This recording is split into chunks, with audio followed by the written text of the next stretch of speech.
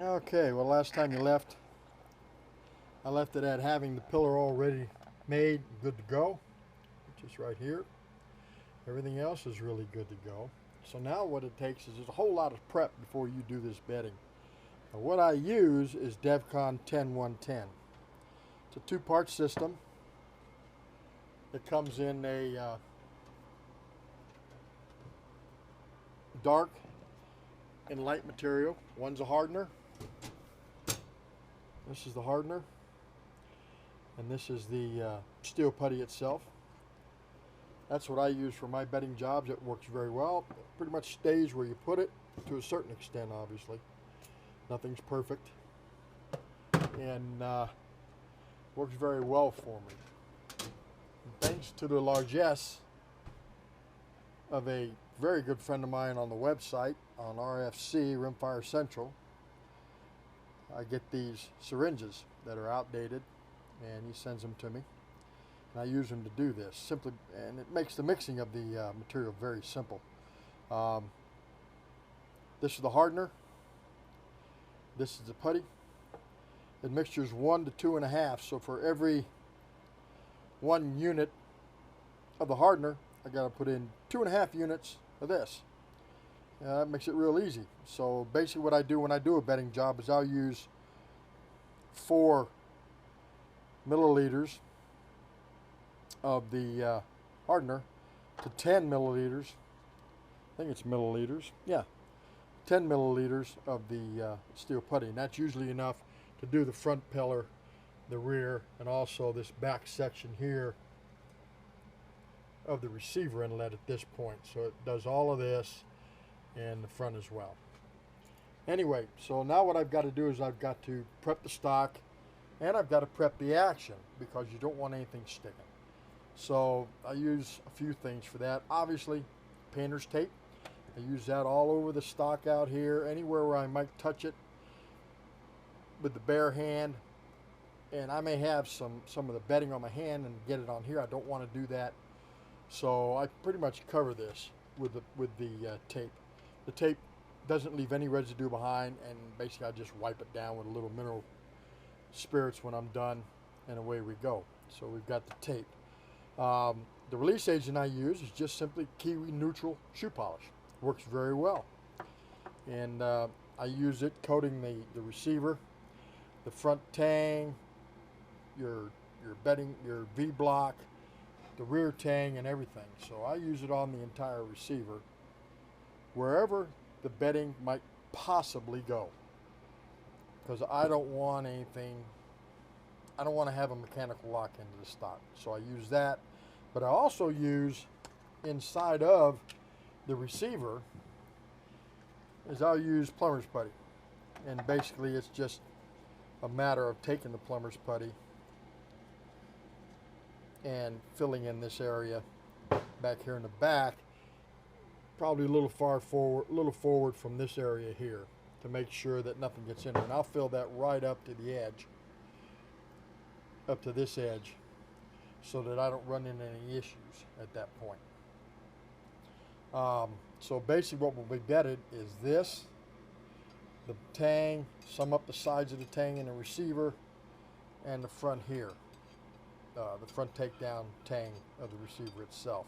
I do not bed forward of this area, because if you change barrels and you take your V-block off, that V-block may not go back in the exact same spot every time with every barrel. And if it doesn't, and this is part of your bedding surface, then when you go to change barrels and you put this back on, now this is variable. This is not. This is the same always. This can vary. May not be much, but it may be enough to put your point of impact off. So the best thing to do is just take it out of the equation. So up in front here, there won't be any bedding, but there doesn't need to be. I'm not supporting anything in the front. So usually from here back is what I will have. And I'll show more on that when I go to clean this up, because it is a pretty messy process.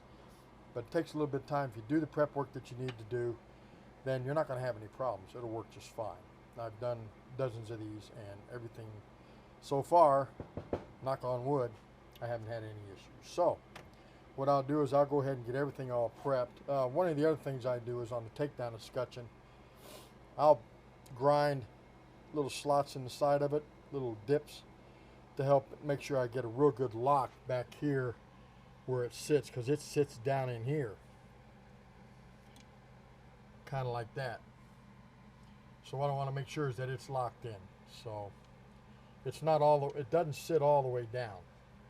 It's actually up about 100 to 200 thousandths off the bottom of that. So I've got a good layer of bedding material all the way around it.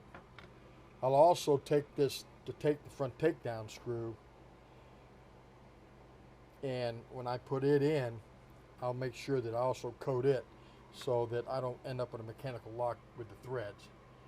But more on that later. I'll go ahead, I'm not going to bore you by filming, you know, covering everything up. You'll see what it is when I'm done doing that, and then we'll get around to bedding it. The other thing I do is I also use a syringe to inject the bedding in, which gives me a real good tight bedding job without any gaps. On this one, the